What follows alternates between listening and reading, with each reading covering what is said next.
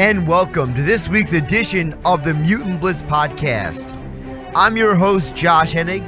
This week on the podcast, I want to get into a little bit of a discussion about the quarterback position in the NFL, what makes Carson Wentz unique versus the other young quarterbacks in the NFL today. Also, give you my thoughts and reaction to the Captain Marvel movie trailer that came out this week. So let's get started. Topic number one on this week's edition of the Mutant Blitz Podcast. So with the return of Carson Wentz, scheduled for week 3, he's returning from a torn ACL and LCL in his knee. I want to touch on and explain what makes Carson Wentz unique and different from the other quarterbacks who have come out in recent years. Now, when I refer to young NFL quarterbacks, I'm specifically referring to quarterbacks who were drafted in the last few years. So, for example, Carson Wentz was drafted in 2016. So my line of demarcation is the 2014 NFL draft. So quarterbacks who are still on their rookie contracts for the most part. So Blake Bortles in the final year of his rookie contract. Derek Carr just started the new year of his second contract. We're from the 2014 NFL draft. You had Jameis Winston and Marcus Mariota in the 2015 draft. Of course, Wentz and Jared Goff were in the 2016 draft, along with what looks to be draft busts, Paxton Lynch and Christian Hackenberg. And then you have the Cowboys starting quarterback Dak Prescott in the 4th round that year. 2017, Mitchell Trubisky, Patrick Mahomes, Deshaun Watson, all drafted in the 1st round. Deshaun Kaiser's already carved himself a backup role in Green Bay. He was taken in the 2nd round. And then this year's current draft class, the rookies, Baker Mayfield, Sam Darnold, Josh Allen, Josh Rosen, and Lamar Jackson, along with 3rd round pick Mason Rudolph and 4th round pick Kyle Lauletta. My hope is that this discussion kind of enlightens people a little bit on understanding the quarterback position better, because I feel like a lot of times when people are talking about quarterbacks, when they are analyzing the quarterback position, they're doing it from a position of disadvantage, because one of the most overlooked thing about quarterbacking at the highest level in the NFL is that the best quarterbacks are not always the best athletes. The best quarterbacks are not always the guy with the strongest arm. The best quarterback is not always the tallest guy. It's not even the smartest guy sometimes. The best quarterbacks in the NFL are the ones who are the quickest at processing information and making decisions within split seconds. You see, a lot of guys can throw a football. A lot of guys have the physical skills to be a quarterback. And a lot of guys have the football IQ and the intellect to play the quarterback position in the NFL. But the best quarterbacks, the differentiator is the guys who can process information and make decisions the quickest are the ones that end up being the greatest quarterbacks. Just as an example, if you go back, before the current crop we're going to talk about here, you go back to the quarterback position when it was the 2012 NFL draft. Andrew Luck was considered a generational talent because he had that perfect combination of physical skill and mental acuity in order to process information and make decisions. The guy picked number 2 was arguably the most physically gifted of the 2 players, but he came from a spread style offense. He didn't understand a lot of pro concepts yet. And then you had Ryan Tannehill, drafted the 3rd quarterback in that class, a guy who was a former wide receiver turned into quarterback. Also, like Griffin, spread system, didn't fully understand all the idiosyncrasies of processing information in order for him to excel at the highest level immediately. Then you had Brandon Weeden, a guy who was older, who ended up being a draft bust. And one of the reasons why he was a bust was because even though he had all the physical tools, he was never properly trained in college how to be a pro quarterback. And by the time he got to the NFL, he was already so far behind many other players in terms of processing information and also decision making in general. That's one of the reasons why he failed. Brock Osweiler, all the physical tools, didn't have a high enough football IQ to be a good, consistent starting quarterback. And then you have Russell Wilson. Russell Wilson may go down as the best quarterback from this quarterback class. But why did he drop to the third round? Because he wasn't as physically gifted as Andrew Luck or Robert Griffin III. He wasn't as big and strong and physical as Ryan Tannehill and Brandon Weeden and Brock Osweiler. But what Wilson had, which is what Andrew Luck had, which is also what the subject of our conversation is Carson Wentz has, the formal training in college, understanding the importance of making decisions and processing information. You see, the best quarterbacks in the NFL today, they're the ones that are given the most responsibility at the line of scrimmage for an offense. While it helped immensely Carson Wentz, Andrew Luck, and Russell Wilson when they came from college to the NFL, that they had worked in a pro-style system, it was also their ability to process the information previous to being drafted that also helped their draft stock and helped their transition to the NFL. Carson Wentz, yes, he came from a FCS school, which is the level below the top level of colleges. So for those of you who may get confused with how this works, so the FBS, which is the highest level of Division I college football, schools like Ohio State, Alabama, UCLA, USC, Georgia, Florida, Penn State, the major name colleges around the country that you see on TV each week, they're part of the football bowl system. The schools that get to go to bowl games, schools are part of the national championship discussion. They're the ones that get most of the TV time. The FCS, which is the football championship system, is the next level down. That's where a guy like Carson Wentz attended. That's where Brian Westbrook, former Eagles running back, he went to Villanova. That's the level he was at. Also, Super Bowl champion Phil Simms went to an FCS school. Steve McNair went to an FCS school. So there are other players who have been at that level of college athletics and come to the NFL. So Carson Wentz wasn't the first one.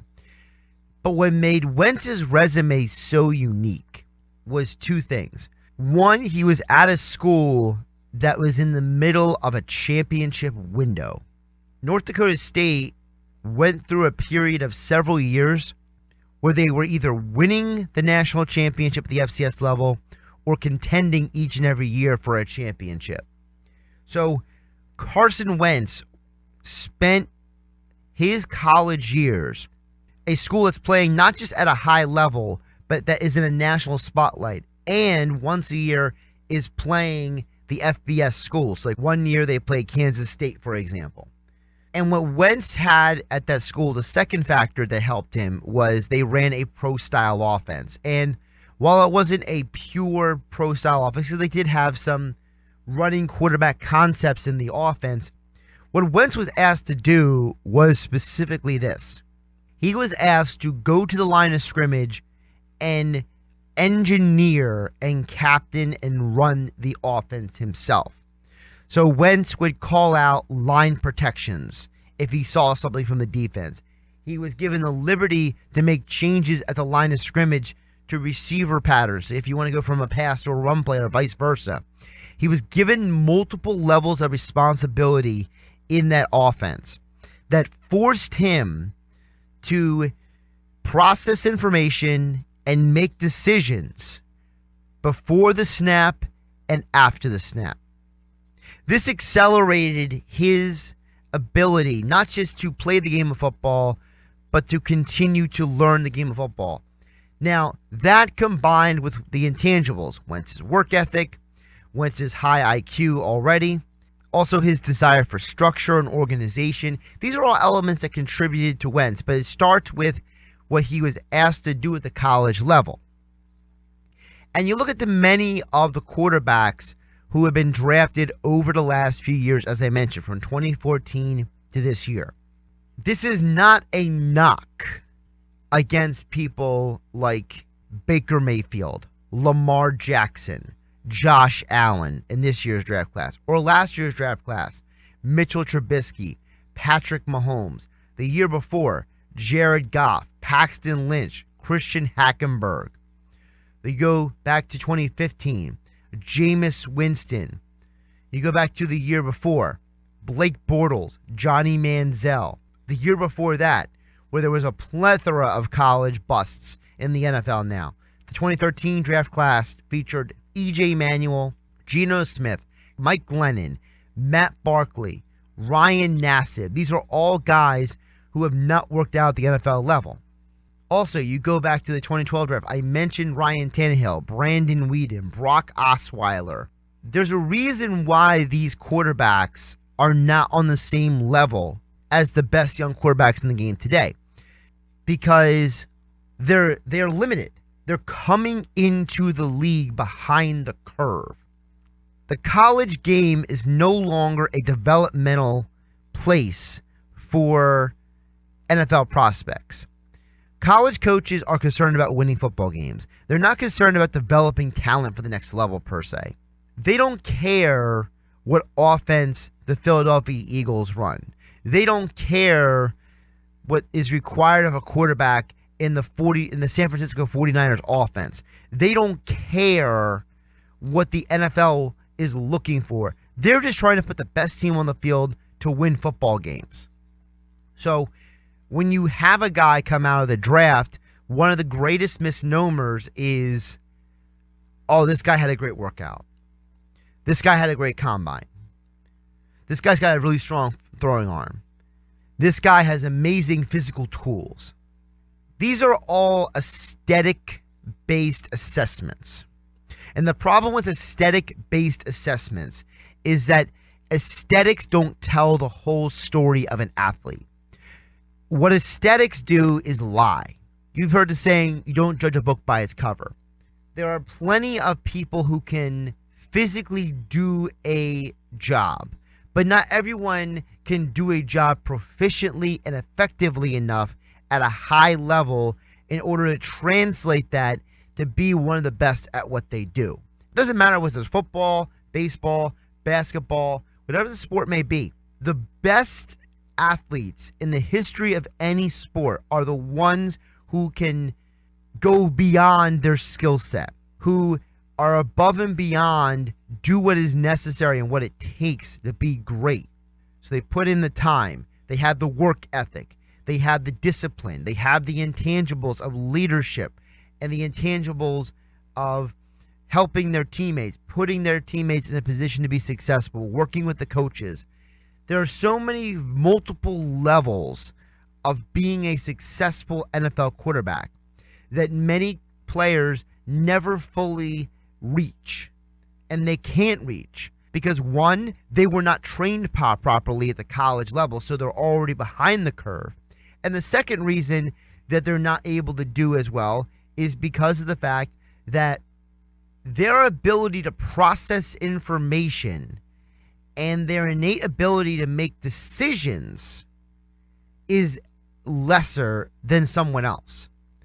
Now, yes, there is a physical ability that goes along with it, but being a student of the game and being able to process information is above and beyond more important than anything else in the game of football.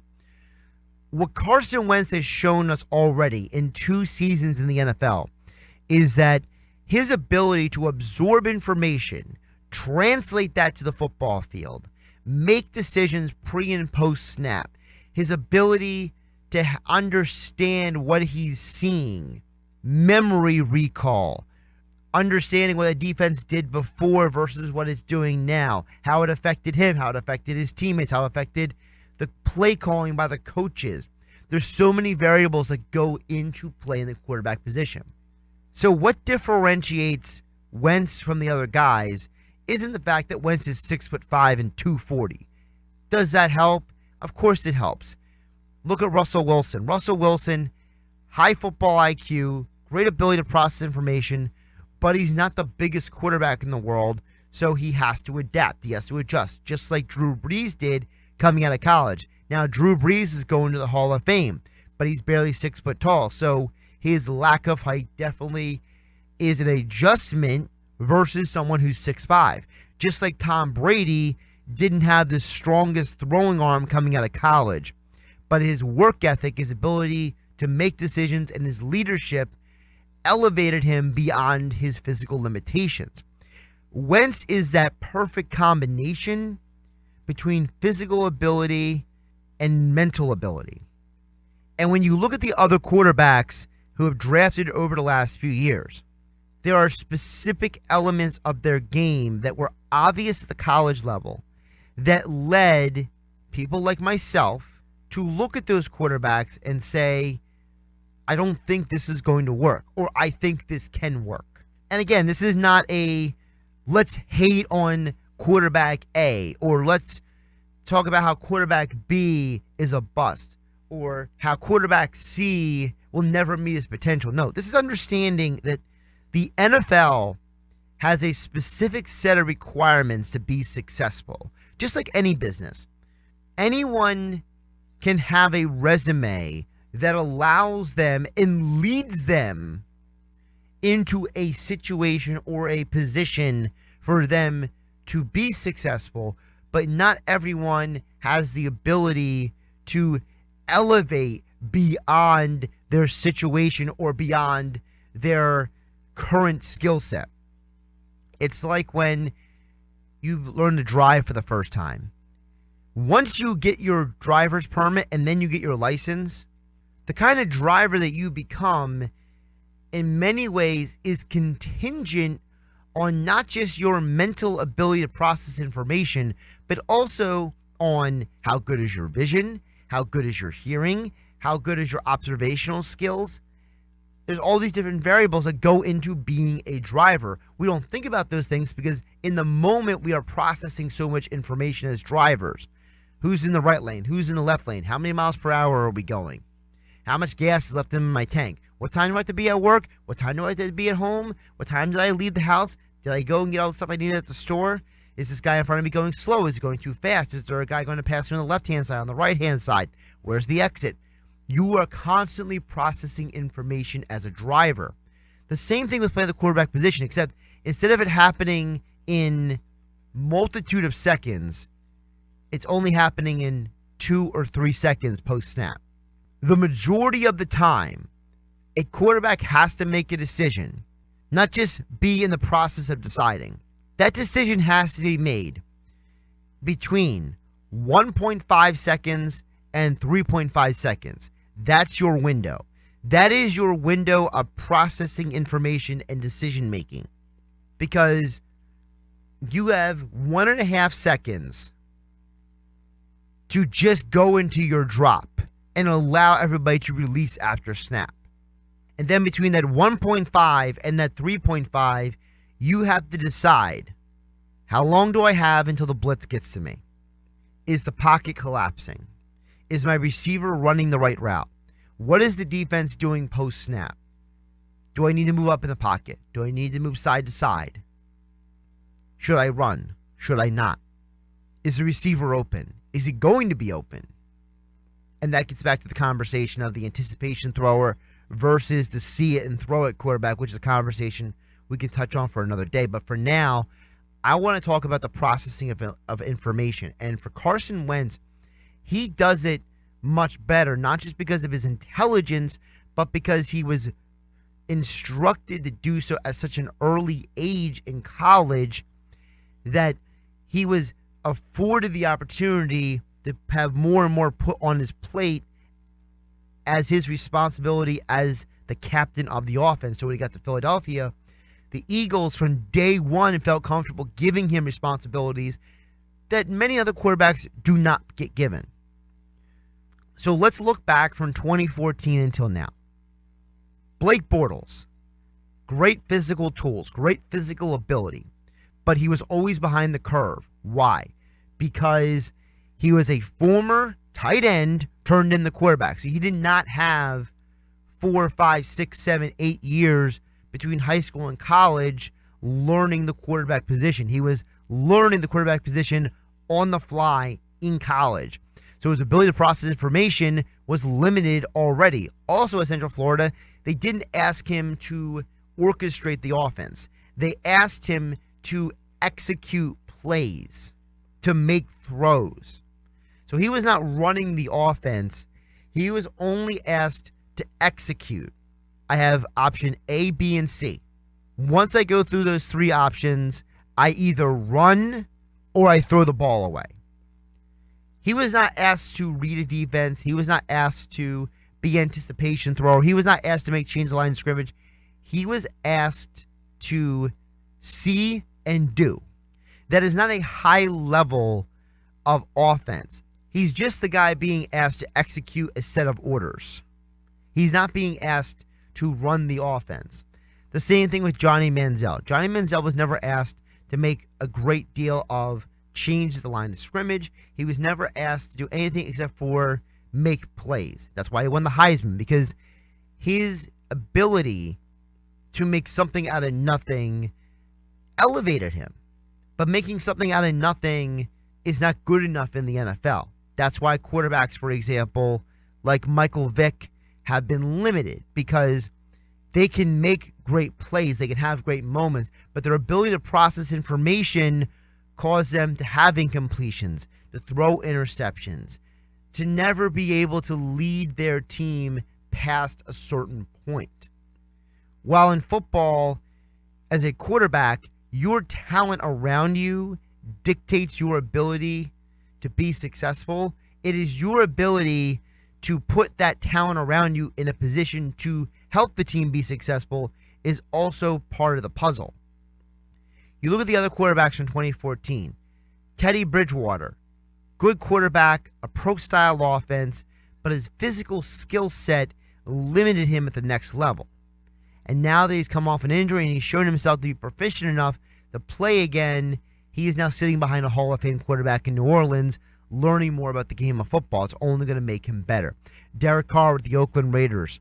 He's had some good years, had some rough years. Now, the interesting thing with Carr is that he was never asked to make a lot of pre- and post-snap decisions like a Carson Wentz would, but he did run an offense that had similarities to what the NFL offenses would require. Then you have Jimmy Garoppolo. Jimmy Garoppolo at Eastern Illinois ran a spread offense with pro concepts. He was asked to orchestrate the offense, but post-snap, he was never asked to go beyond 3 to 4 options per drop back. So he was never asked to totally adjust a play on the fly. He was still working within the confines of the offense. So as you see, there is not a single quarterback in the 2014 NFL class. I can go through the whole list, but I don't want to waste your time. There's not a single quarterback from the 2014 NFL draft class that had the skill set physically and the skill set mentally, along with the experience at the college level that Carson Wentz did.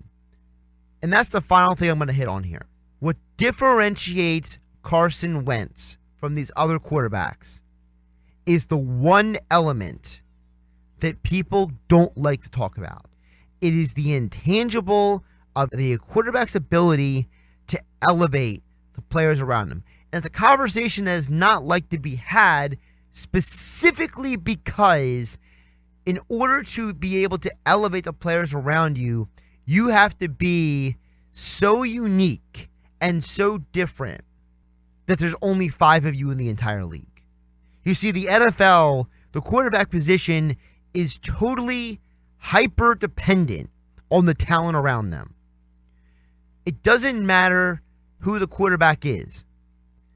Outside of a handful of players, if the receiver cannot catch the ball, if the offensive line can't block, if the running back can't do their job in blocking or running the ball or running a route, if the receiver runs a wrong route, if the offensive linemen pick the wrong person to block, if the offensive linemen are not working together, if the receivers are not working within the system, if there's miscommunication, if all of these variables do not work properly, the quarterback is left on an island, helpless to do anything. One of the reasons why Eli Manning with the New York Giants has struggled as much as he has in the last couple years is because the players around him are not in sync. There is no unison. There is no symbionce of a functioning high-level offense around him because, A, the players around him are not executing at the level needed for him to excel, and 2, he himself is trying to make adjustments outside of that 1.5 second to 3.5 second window. He doesn't have enough time.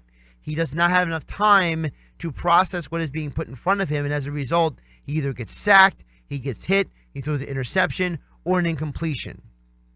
Eli Manning, like most NFL quarterbacks, is hyper-dependent on what is around him for him to be successful.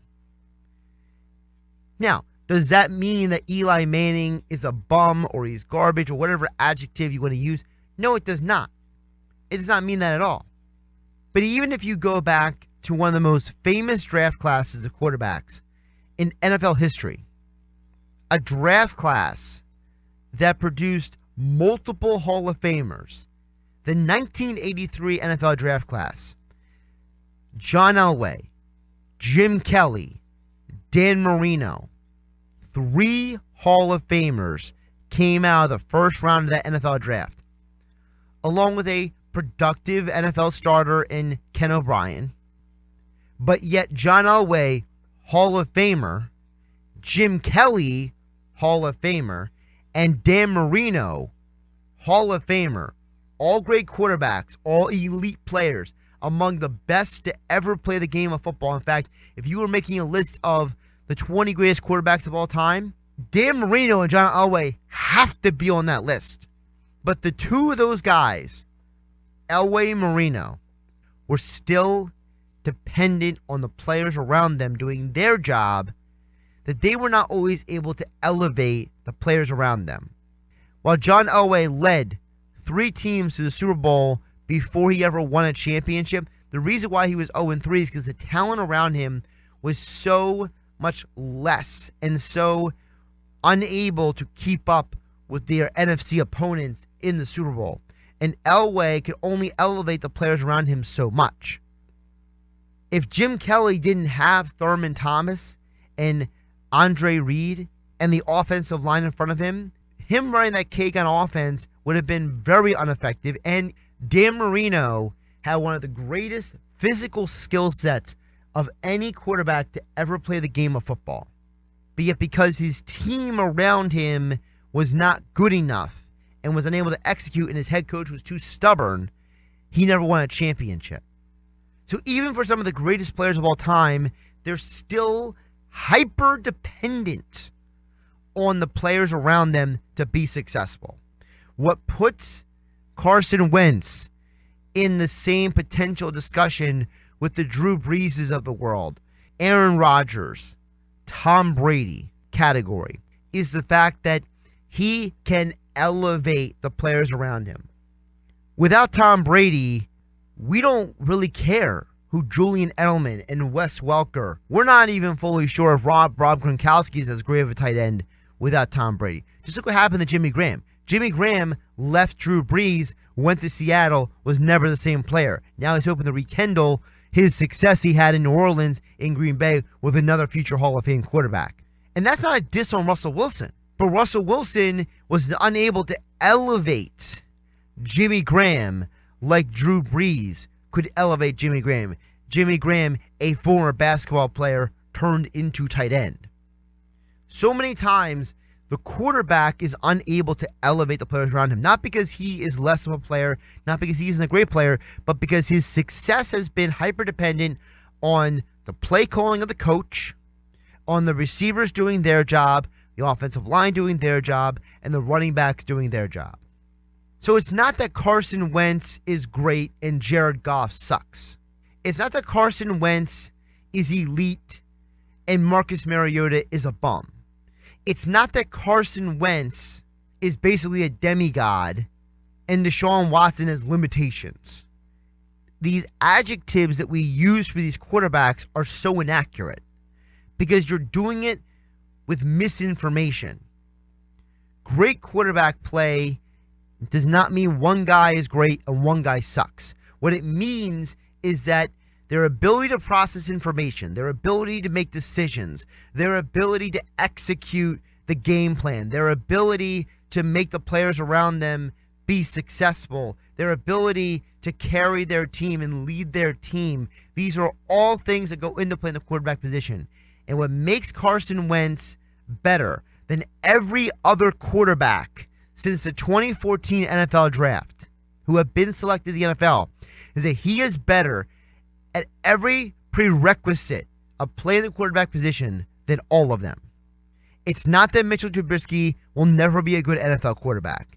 It's not that Jared Goff will never win a championship. It's not that Marcus Mariota didn't come from a pro-style system. Those things are not as important as how many of the check boxes can you check in order to be a good to great NFL quarterback. Carson Wentz doesn't just check those boxes.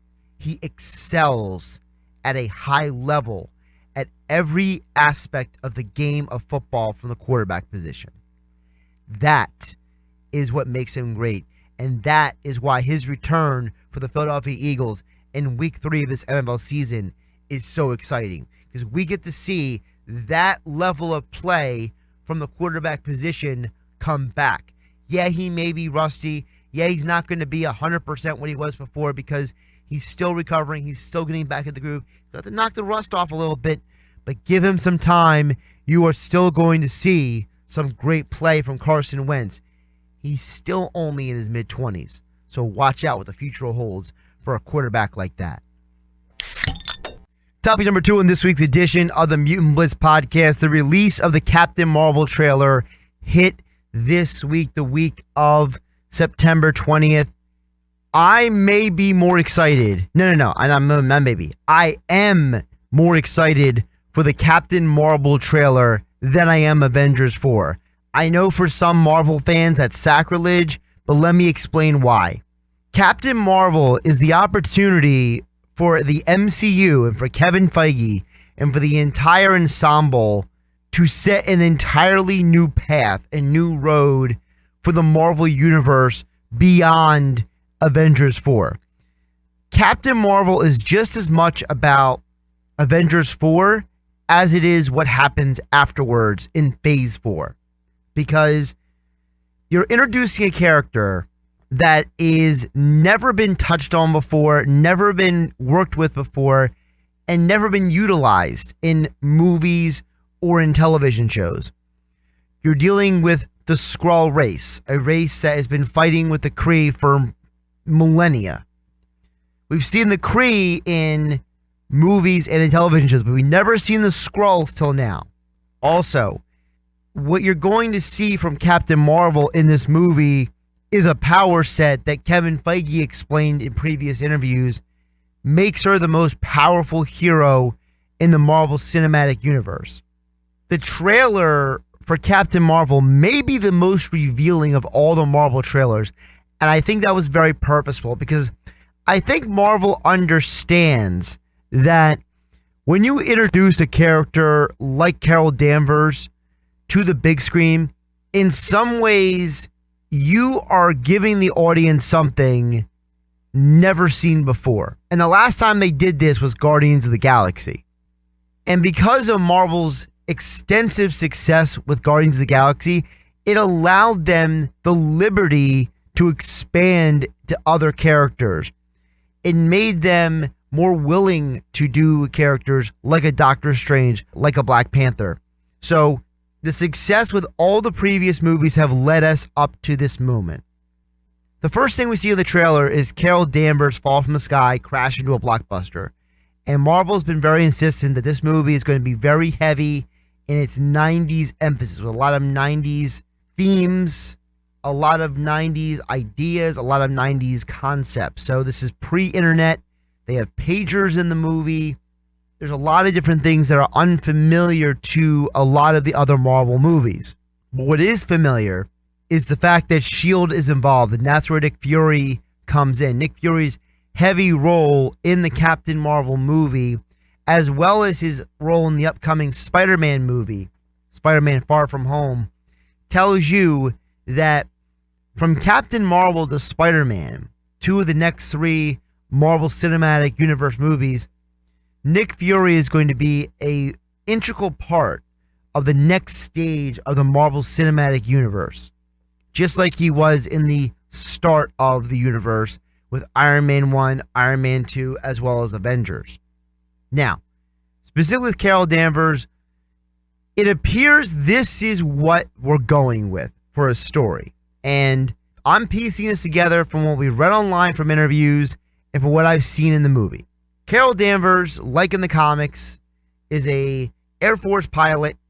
She gets blasted by some sort of Kree radiation.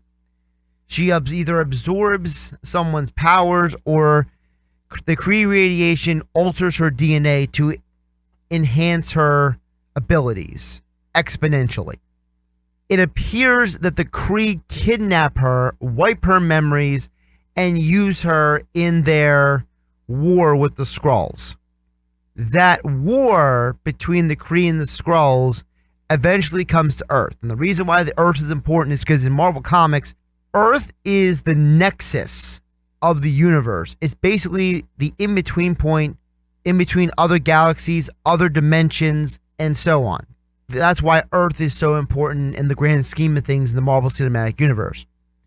So when Carol Danvers crashes to Earth, still in her Kree warrior uniform, the understanding is that as time progresses and she has not been mind wiped for a time, it's been a while since she's been mind wiped, that her memories become more and more clear. And with the Kree-Skrull War coming to Earth, she in some ways is the last line of defense for the people of Earth against them. Now we see a display of her powers. We see that she has the blasters from her hands. We see her strength. We see her agility. We know that she's going to be able to fly in the movie. But the most important part of her power set comes at the end. The visual scene of her not just wearing her modern traditional Captain Marvel outfit with the blue and the red, but also her powering up to a point where her eyes become white and she's all aglow, inferring that the reason why Captain Marvel is going to be the most powerful character in the Marvel Cinematic Universe is because Marvel is going to harken back to something that basically only the real hardcore comic geek knows about. There was a time in Marvel Comics where Captain Marvel, Carol Danvers, was known as a character named Binary. And the reason why she's known as Binary is because at the time, she can not just process energy and project it back, but she can also draw energy from a dwarf star in a distant galaxy.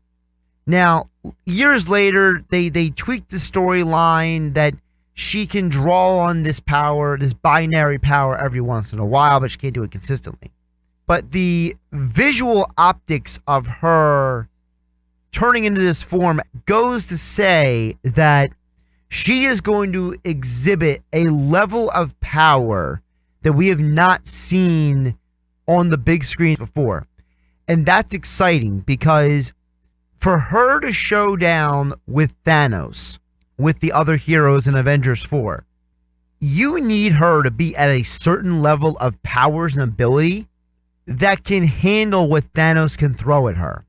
Now, in many ways, for those who are not as familiar again with Captain Marvel, Carol Danvers, she is in some ways similar to Kara Zor-El, also known as Supergirl, in terms of strength and the fact that they can fly and the fact they're both blonde and all that stuff. But the biggest difference between Carol Danvers and Kara Zor-El is that, well, Kara Zor-El is a Kryptonian and she has super strength from the sun. Carol Danvers is human with Kree genetic modifications. And her Kree genetic modifications allows her to absorb process and project energy at infinite numbers of levels, to the point where, yes, she can go to an omega level of power and produce the amount of energy and power that cannot actually be measured. That's the layman's term definition for omega level powers in Marvel Comics. Basically, characters like Carol Danvers, Aurora's Storm, Bobby Drake's Iceman, also other mutants such as Exodus, Franklin Richards, the son of Sue and Reed Richards of the Fantastic Four, as well as other characters in Marvel Comics whose power set is basically limitless. There's no real limitation to how far they can go if they decided to be totally unfettered with their powers. That's what an omega level character is. So you're introducing a character that can go toe to toe with Thanos. And we know from the movie Avengers Infinity War that Thanos refers to a time when his dream of half the world being wiped out was stopped. And I believe that reference is to Carol Danvers stopping the Kree-Skrull War in the 90s. Now, whether Thanos makes an appearance in Captain Marvel or not will be interesting to see. But what we do know for a fact is that the Kree-Skrull War is something that has a major placehold in Marvel history. And for them to bring that in with Carol Danvers in a time period of Marvel cinematic history that has been untapped before, there's a lot of potential to not just introduce new elements to the Marvel Cinematic Universe, but totally set the stage for what will happen and what will be touched on after Avengers 4. We know that there looks like there's going to be time travel in Avengers 4. We don't know yet that time travel involves Captain Marvel, if that time travel only involves Tony Stark. But the further we get along, the more it looks like that Carol Danvers is going to have a major part, not just in Avengers 4, but in the Marvel Cinematic movies moving forward. And I'm very excited because to have a character this powerful, who is also in some ways a bit unassuming, it's going to be exciting to watch how the character not just stands on their own 2 feet, but with other characters in the Marvel Cinematic Universe when that time comes. I'm very excited for this. This trailer is everything I hoped it would be. And I think Brie Larson was the perfect choice for this movie. She looks the part. She has the aesthetic look of Captain Marvel. She's great at portraying the complex nature of the character. And also, she's a type of actress who takes on a role and portrays it fully. They're not putting their own twist on it. They are becoming the character. They're not putting their own interpretation on the character. Kind of like what Christian Bale did with the Batman character. Kind of like what Robert Downey Jr. has done with the Iron Man Tony Stark character. I see Carol Danvers in many ways doing that with the Captain Marvel.